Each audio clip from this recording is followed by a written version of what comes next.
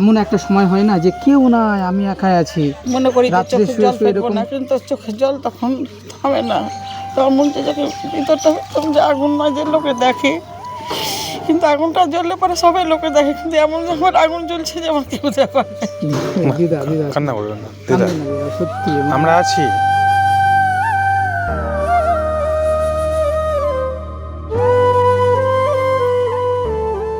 কই দিদা কেমন আছেন? বাবা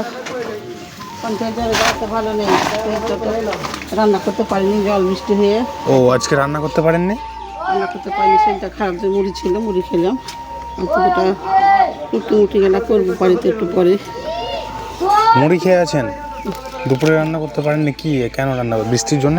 বৃষ্টির জন্য সব ভিজে গেছে, আর দিন থেকে জ্বর হচ্ছে, শরীরটা ভালো করে না। তো আপনার তো উনুন তো ভিজে গেছে তো। তো এগুলা দিয়ে দিয়ে রান্না করি। দেখতে পেয়েছো সবকে তো কত সব রাতে কালকে বৃষ্টি সব ভিজা গেছে, সব ভিজা হয়ে যাচ্ছে বিছানা, সব ভিজা গেছে বাবা, কিছু নেই, সব ভিজা গেছে। জল পড়ছে তো।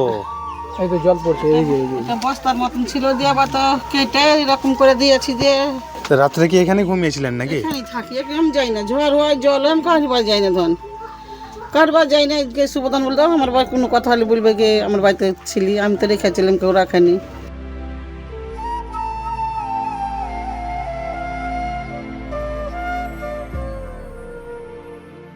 ঘরখানটা ধন আমার একটু তো ঘরখানটা দয়া করে বাবারে দেখতে তো বেশি খাওয়িয়ে থাকতে পারি না, কেউ একটু কিছু হলে করবার নেই, যে একটু খুঁটি খাম্বা লাগিয়ে করে দেবো, এখন টাটি মাটি দিলে তো কত বিক্রি করছি।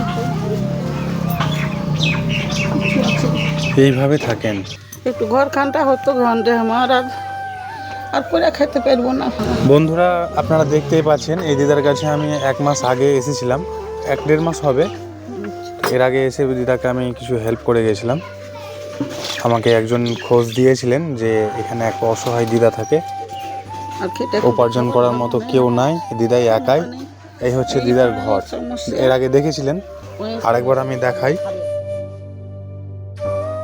এই যে ত্রিপল টাঙিয়ে কিন্তু দিদা থাকে। অবস্থাটা দেখুন, এখন কিন্তু বৃষ্টির সময়, বৃষ্টি হচ্ছে আর বৃষ্টির জল পড়েছে ভেতরে, বিছানা কাঁথা কিন্তু সব কিন্তু ভিজে গেছে। আজকে রান্নাও করতে পারেনি, একটা পাতলা ত্রিপল টাঙিয়েই এইখানে রান্না করে। ঘরখানটা আমার জয়া করে একটু ঘরটা আমার করে দিন, একটু আমার ব্যবস্থাটা একটু করিয়ে তারপরে দেখো বাবা, আমার কেউ দুনিয়াতে আমার কেউ নেই গো, আমার দুনিয়াতে কেউ নেই যে দুটো অন্য তুলে দেবে, তার কেউ নেই, কেউ ওটা মুখে বড় করবে তার নেই আমার কেউ।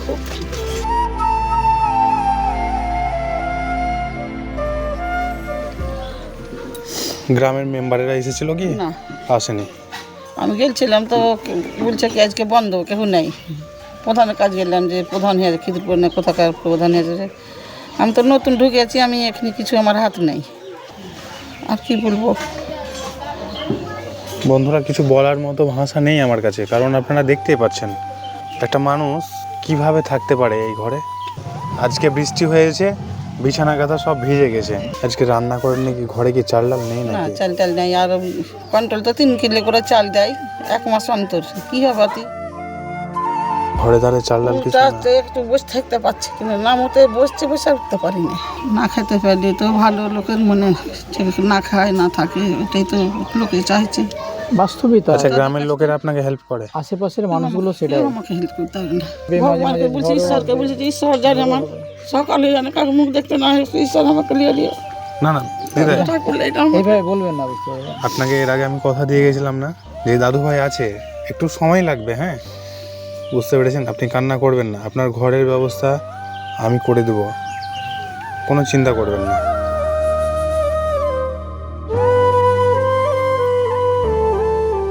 দশ ঠাকুর তোমরা আমাকে একটু হেল্প করো, দেখো আমার দিকে, আমাদের দুনিয়ায় কেউই নেই, তোমরা আছে আমার কেউ নেই, কেউ দিবেন নেই, কেউ দেখবেন নেই, কেউ আমাকে হেল্প করবেন নেই। আমার বাড়িখানটা একটু থাকার মতন, একটু খাওয়ার মতন। ঠিক আছে, কান্না করবেন না, আপনাকে প্রত্যেকে হেল্প করবে, ঠিক আছে? আর আপনার এই বাড়িটা এই বর্ষার আগে আমি করে দেবো, কান্না করবেন না দিদা, হ্যাঁ? 2 বছর দিয়ে কাজ 2টা করি রেও পাই না, কারোর কাছে ছিলাম, কেউ হেল্প করেনি। এটুমকা কথা বলে না, তো কার খাই যাবো, এখানে বসে থাকি, এখানে বাঁধি, যে দুটুকুন পারি করি, কার কাছে যাই না, কারণ মানুষের মতন মানুষ নয়, কার কাছে যাবো, মানুষ দেখে হাসবে। আচ্ছা দিদা, আপনার নাম কি? আমার নাম ফুলবতী দাস। এই গ্রামটার নাম কি? এটা হচ্ছে হাজিপুর বামুহা। এটা থানা কোথায় পড়ছে? এটা থানা সুতি থানা হচ্ছে। সতী থানা। আপনি যেহেতু বললেন আপনার ঘরে কিছু নাই খাবার জন্য, আমি আপনার কাছে কিছু টাকা দিয়ে যাচ্ছি, ঠিক আছে? আর কান্না করবেন না। আর আপনার ঘরটা আমি যত তাড়াতাড়ি পারবো দেখি করে দেওয়ার ব্যবস্থা করে দেবো। এনেন, এখানে 1000 টাকা আছে।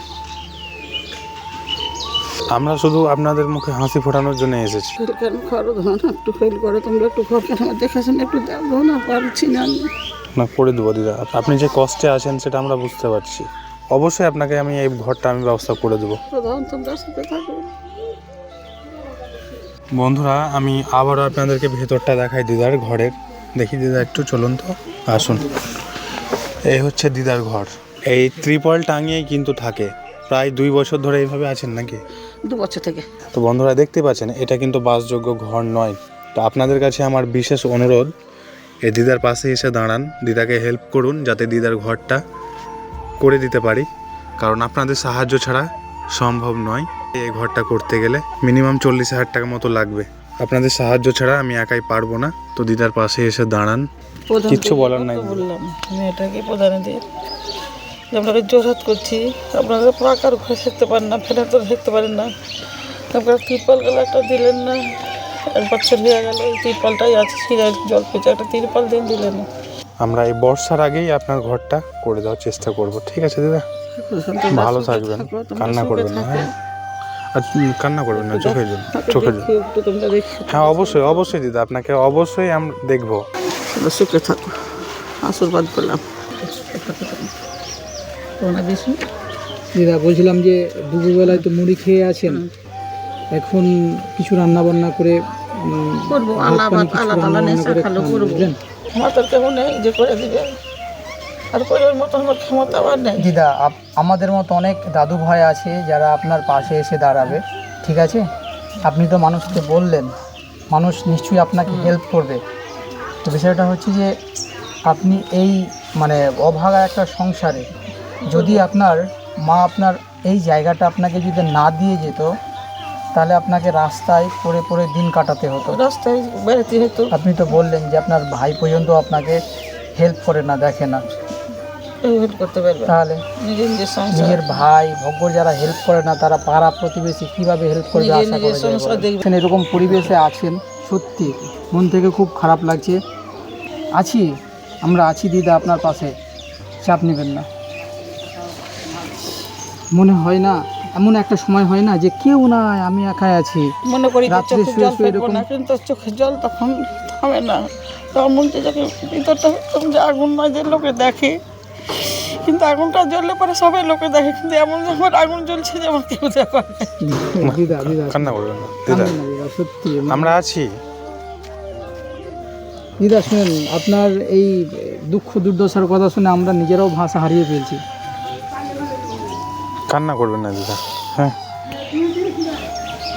আপনাদের মুখে যাতে আমরা হাসি ফোটাতে পারি, হ্যাঁ, সেটাই চেষ্টা করব। সেটাই। কান্না দেখতে চাই না দিদা। তোমরা সুখে থাকো, তোমরা সুখে থাকো, আমার একটু আসছেন, হ্যাঁ, একটু দেখি। অবশ্যই করে দেবো, অবশ্যই। আমার মতন কেউ পাপই নেই। না না, এসব কথা বলছেন কেন দিদা? এসব কথা বলবেন না। হ্যাঁ, কান্না করবেন না। আসি, সুখে থাকো, তোমরা সুখে থাকো দাদু ভাই, তোমরা সুখে থাকো। ঠিক আছে দিদা, আপনি ভালো থাকবেন, নিজের খেয়াল রাখবেন। সুখে থাকো ভাই।